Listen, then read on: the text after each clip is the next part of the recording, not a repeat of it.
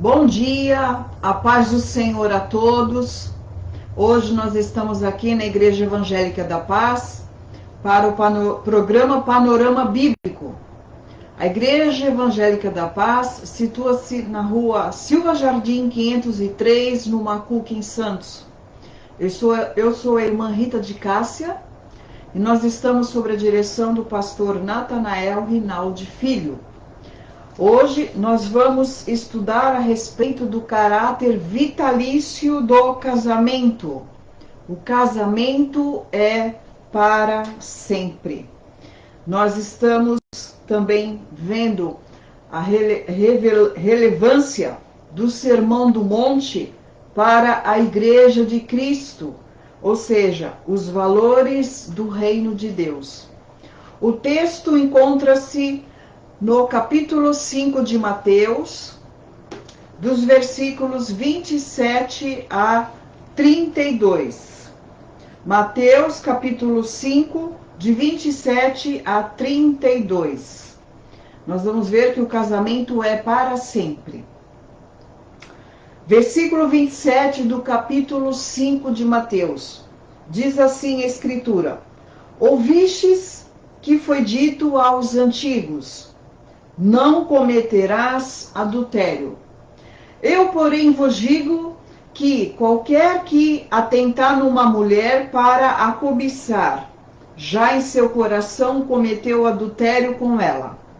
Portanto, se o teu olho direito te escandalizar, arranca-o e atira-o para longe de ti, pois te é melhor que se perca um dos teus membros do que todo o teu corpo seja lançado no inferno. 30. E se a tua mão direita te escandalizar, corta-a e tira para longe de ti, porque te é melhor que um dos teus membros se perca do que todo o teu corpo seja lançado no inferno. Também foi dito: qualquer que deixar sua mulher, que lhe dê carta de desquite. 32. Eu, porém, vos digo que qualquer que repudiar sua mulher, a não ser por causa de prostituição, faz com que ela cometa adultério. E qualquer que casar com a repudiada, comete adultério. Vamos orar? Senhor, meu Deus, meu Pai, nós estamos hoje nesta manhã já te agradecendo pelo sopro de vida, pelo ar que respiramos, ó Deus. Venha a sua bênção sobre as famílias, sobre os lares, sobre os nossos ouvintes, e que o Senhor possa abençoar a Igreja Evangélica da Paz, os seus pastores, presbíteros, diáconos, que o Senhor possa abençoar as servas de Deus, os servos de Deus, jovens, adolescentes, criancinhas, pequeninos do Senhor. E hoje, Senhor, nós vamos estudar uma parte do Sermão do Monte, que o Teu Espírito Santo possa mexer já nos nossos corações, entender o que o Senhor deseja para as nossas vidas, porque a Tua palavra é santa, o Senhor Deus é santo e deseja que nós tenhamos uma vida santa também. Senhor, vamos aprender que o casamento é para sempre, é vitalício, porque foi gerado no Senhor, é instituição dada pelo Senhor. Pai, em nome de Jesus, eu te agradeço. Amém. Hoje estudaremos a respeito do caráter vitalício do casamento. Veremos que a Bíblia condena o adultério e afirma a indissolubilidade do casamento. Num contexto em que a instituição do casamento é tão atacada, apresentamos um estudo que fortalecerá a instituição do casamento e apresentará o seu caráter divino. Foi Deus quem a instituiu. Vamos ver também a condenação do adultério, mostrar que o que rege o coração regerá o corpo e afirmar a indissolubilidade do casamento. Todo seguidor de Jesus tem alta conta a instituição do casamento. É uma instituição vinda de Deus para o homem e a mulher. Por isso, os valores da Bíblia que regem o casamento são opostos aos que são propagados no mundo atual. No Sermão do Monte, em que Jesus evidencia a justiça e o caráter do discípulo acima da postura dos escribas e fariseus, a preservação do casamento foi muito bem destacada. Ao evocar o 7º mandamento, que se encontra em Êxodo 20, versículo 14, não adulterarás, a intenção de Jesus é colocar o casamento no seu devido lugar, como foi designado pelo próprio Deus em Gênesis 2, 24. Diz assim: portanto, deixará o varão seu pai e a sua mãe, e apegar-se-á à sua mulher, e serão ambos uma carne. Na continuidade do seu ensino, Jesus expressa que tudo começa no coração. Assim cai por terra as teorias quanto ao divórcio, as evasivas criadas por aqueles que pensam em se separar de seu cônjuge, visto que os que realmente são dominados pelos valores ensinados por Cristo procuram em tudo a preservação da natureza da vida conjugal.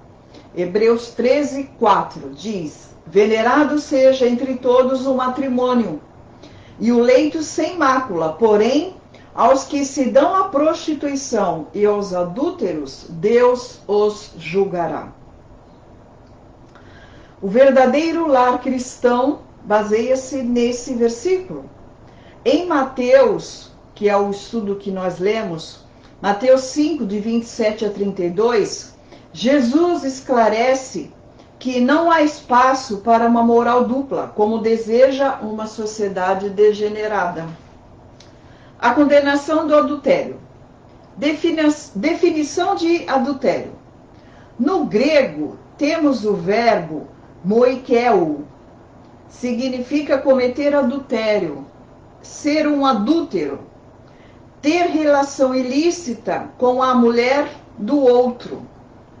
Biblicamente, o adultério é definido como uma relação sexual em que o homem casado tem com uma mulher que não é a sua esposa e vice-versa. Jamais se deve pensar que as ordens divinas em relação ao adultério fossem pesadas demais. Na verdade, por meio dessas prescrições da lei, o que se colimava era preservar o casamento, a fidelidade conjugal, a família. O mandamento não adulterarás trata-se de preservar a fidelidade conjugal e a família, que é a célula máter da sociedade. A posição de Jesus quanto ao adultério. Para Jesus, a gênese do adultério está no coração, começando com um olhar cobiçoso e pensamentos impuros que levam à prática sexual ilícita. O posicionamento do mestre vai além de tudo o que no Antigo Testamento era permitido ao homem: divorciar-se de sua mulher. Deuteronômio 24, 1 diz, no Antigo Testamento: quando um homem tomar uma mulher e se casar com ela, então será que, se não achar graça em seus olhos, por nela achar coisa feia, ele lhe fará escrito de repúdio, e lhe o dará na sua mão, e o despedirá da sua casa. Aqui o termo coisa feia provavelmente se refira a certa conduta vergonhosa ou imoral, porém não da gravidade do adultério. Certamente não se trata de adultério, pois a penalidade deste era a morte e não o divórcio. O termo escrito de repúdio era um documento legal entregue à mulher para rescisão de contrato do casamento, para protegê-la e liberá-la de todas as obrigações para com o seu ex-marido.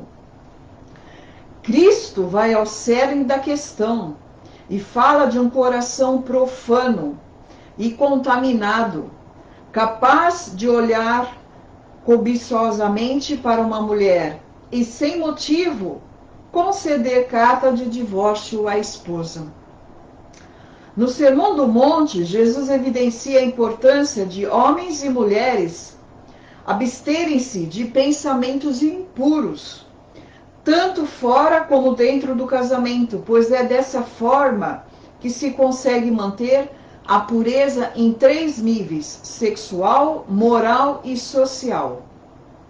Precisamos ter a consciência de que perante Deus, como bem expressou Jesus Cristo, uma intenção errada é tão pecaminosa quanto um ato. Por isso, devemos sempre buscar pensamentos puros e bons. Os males do adultério.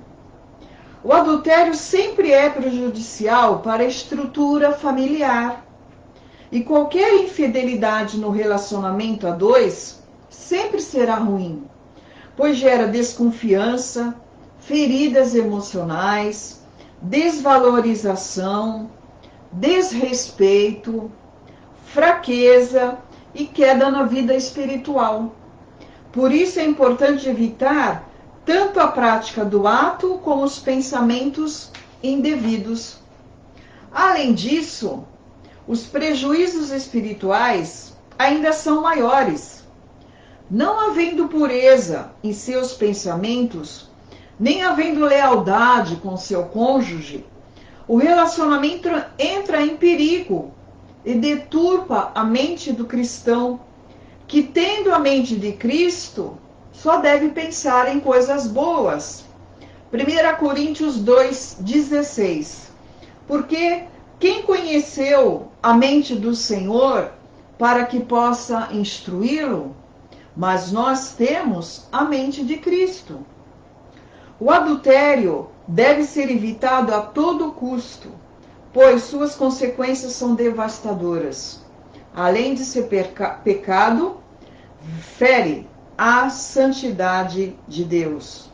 Então, o Senhor Jesus condena claramente a prática do adultério. O segundo tópico fala sobre o que rege o coração, regerá o corpo. O que procede do coração? O pecado não está restrito apenas no ato, mas também a pensamentos impuros, malignos, cuja fonte é o coração. O coração fala do homem interior, mente, vontade, alma, inteligência. Trata-se do lugar dos desejos, das emoções e das paixões. No seu aspecto figurativo, o coração refere-se ao caráter moral. Um cristão em quem tem o coração transformado tem um viver totalmente diferente, visto que o seu coração é regido pela palavra de Deus. Colossenses 3,16.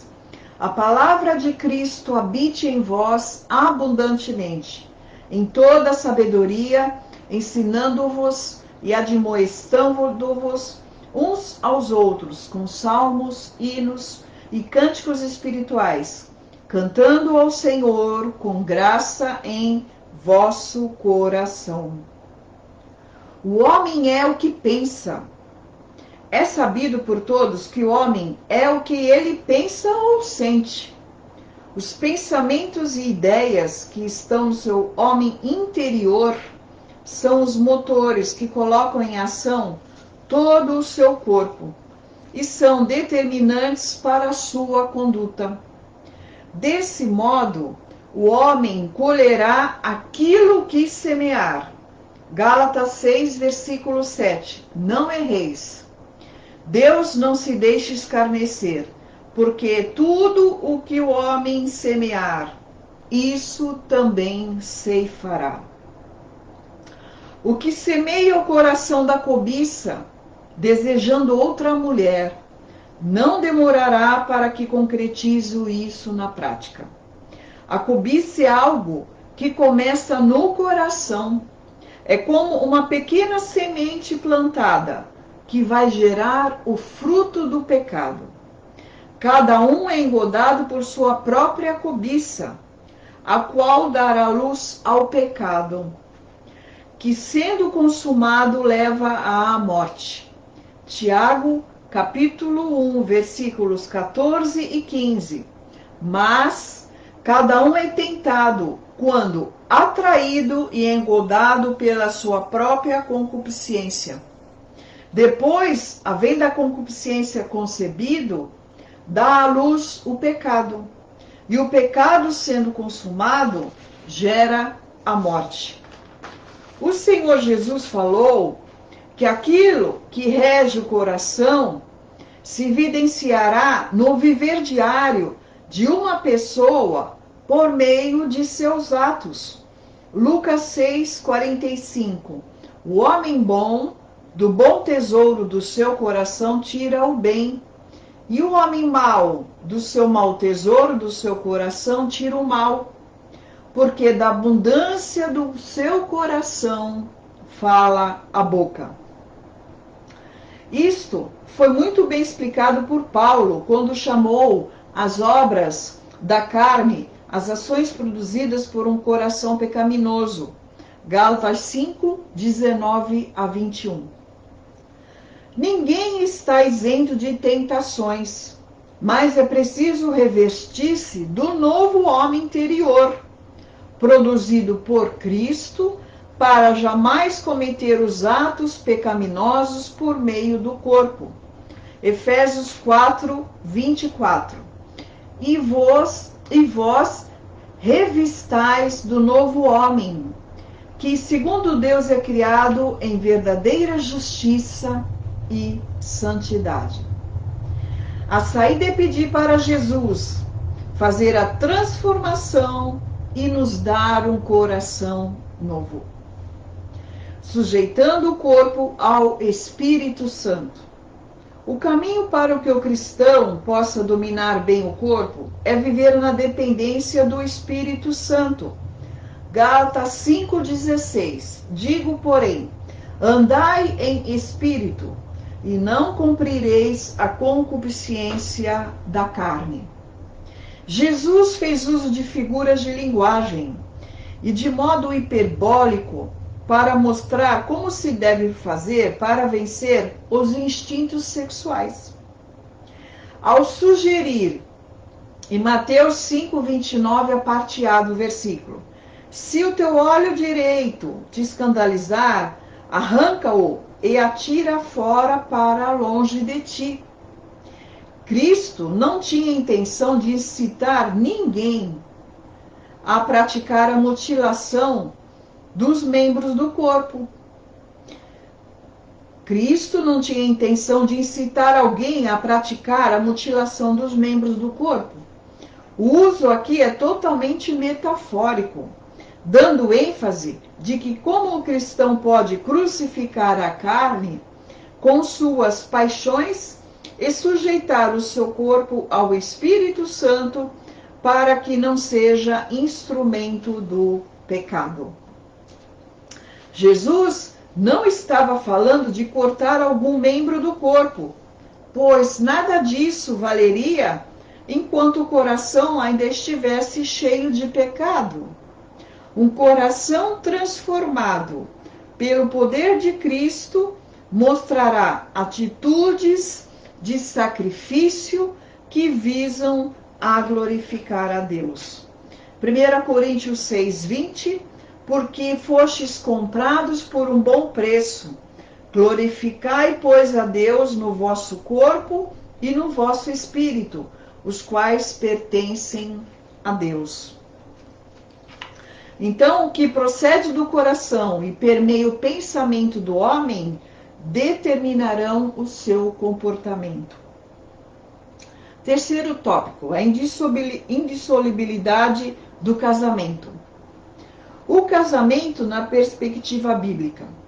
Sabemos que o casamento é a mais fundamental de todas as instituições sociais. Gênesis 1, 27 e 28. E criou Deus o homem à sua imagem, a imagem de Deus o criou, macho e fêmea os criou. E Deus os abençoou. E Deus lhes disse: frutificai e multiplicai-vos e enchei-vos a terra. O homem e a mulher receberam o encargo de serem frutíferos e de dominarem sobre a terra e o reino animal. Foram criados para constituírem lares para a família. Gênesis 22, 24. Portanto, deixará o varão seu pai e a sua mãe, e apegar-se-á à sua mulher, e serão ambos uma só carne. Esse uma só carne significa unidos, corpo e alma. Então, na perspectiva divina, o casamento deve ser uma união permanente, em que o homem e mulher entram em uma aliança a fim de construir uma união única na mais perfeita intimidade. Não querendo jamais que os votos do casamento fossem quebrados, Deus deu a ordem de Êxodo 20, 14, não adulterarás. A singularidade dessa maravilhosa união foi destacada por Cristo, quando falou do vínculo conjugal, expressando que não são mais dois, mas uma só carne. Paulo via essa união de maneira tão clara que comparou o amor de Cristo, que se sacrificou pela igreja, ao amor do marido para com a sua esposa. O que fazer para que o casamento seja para sempre? Um casal que vive a vida a dois, em amor, irá construir a mais bela e perfeita união, ainda que enfrente lutas e reveses nesta vida. O casamento deve ser construído com base em respeito, amizade, bom tratamento, carinho, dignidade. Como bem disse o apóstolo Pedro, 1 Pedro 3, 7.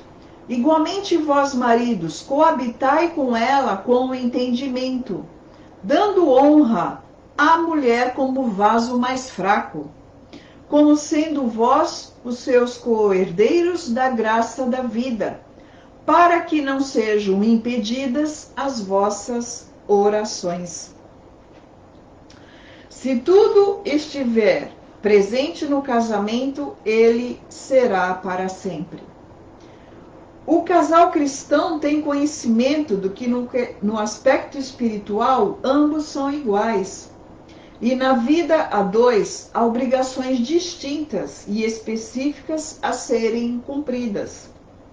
A união sexual é outro fator preponderante que deve ser levado em consideração no casamento. Ele deve ser desfrutado pelo homem e pela mulher, casados, em uma intimidade mais profunda. O verbo coabitar fala da relação sexual dentro do casamento, tratada pela Bíblia como algo digno. Hebreus 13, 4. Venerado seja entre todos o matrimônio e o leito sem mácula. Porém, aos que se dão à prostituição e aos adúlteros, Deus os julgará. O casal cristão é consciente de que jamais deve usar o sexo como fazem os ímpios, sem amor, sem carinho, sem respeito, tão somente para dar vazão às lascívias. Portanto, o casal que deseja que seu casamento dure para sempre deve estar em comunhão com Deus e ter uma união marcada pelo amor e uma vida sexual regrada e sadia. Casamento, uma união indissolúvel. Na discussão de Jesus com os líderes religiosos, ele destacou os ideais divinos sobre o casamento, isto é, como Deus o havia projetado, a fim de que fosse permanente. Marcos 10, versículo 9. Portanto, o que Deus ajuntou, não o separe o homem. Para Jesus, o casamento é uma união indissolúvel. E por isso deixa claro que, quanto ao divórcio, não era um mandamento de Moisés, mas sim uma concessão devido à fraqueza humana por causa do pecado. Mateus 19, versículo 8 diz: Disse-lhes ele: Moisés, por causa da dureza do vosso coração, vos permitiu repudiar vossa mulher, mas ao princípio não foi assim. Jesus sempre diz que a lei permitia o divórcio, mas ele não legalizava o divórcio, adultério. Sempre é dolorido falar sobre o divórcio, visto que já se trata de destruição de um casamento. Porém, como servos de Deus, precisamos dizer que a comunidade de salvos que quer viver o padrão do reino de Deus, com suas boas bem-aventuranças, precisa entender que o ideal divino é a indissolubilidade da vida a dois, tanto física como espiritualmente, seguindo o padrão divino do Éden. Os dois serão uma só carne. Então, na perspectiva bíblica, o casamento é uma união indissolúvel. Vamos orar para concluir? Conclusão: pela palavra de Deus, compreendemos que o casamento é para sempre, mas sua construção depende de uma vivência com Deus em um relacionamento marcado pelo amor. Frente aos problemas que possam surgir, o caminho não é o divórcio. Os cônjuges devem agir com boa vontade e sacrifícios, buscando sabedoria divina, para que se volte a verdadeira harmonia com a presença de Jesus. Vamos orar? Senhor, meu Deus, meu Pai, muito obrigada por estarmos aqui estudando sobre o casamento, que na perspectiva bíblica é indissolúvel, que o Senhor possa vir dar graça aos casais, Senhor, para que haja amor e obediência ao Senhor em primeiro lugar. Que possa haver, Senhor, a união, Senhor, a união física, a união espiritual, Senhor. Que possam, ó Deus, glorificar o Teu nome. Que possam, ó Deus, praticar a Tua palavra. Senhor, o Senhor nos ensinou no Sermão do Monte para que venhamos abster-se de pensamentos impuros, porque isso se consegue a manter a pureza nos 3 níveis, moral, social e sexual. O Senhor vê o casamento como uma união indissolúvel, Senhor. E, portanto, Senhor, que nós venhamos, ó Deus, buscar, ó Deus, em Ti força, graça, sabedoria, para lidar nas situações difíceis, ó Pai. Vem abençoando os casamentos, ó Pai. Vem dando vida, alegria, paz, amor, Senhor. Que os filhos desses casais, ó Deus, possam ver o amor de Cristo derramado neles para com os filhos, ó Pai. Que o Senhor venha nesta manhã, Senhor, derramar graça sobre as nossas vidas. E mais uma vez, abençoa os casamentos, Pai. É isso que eu te peço e agradeço no nome de Jesus. Amém.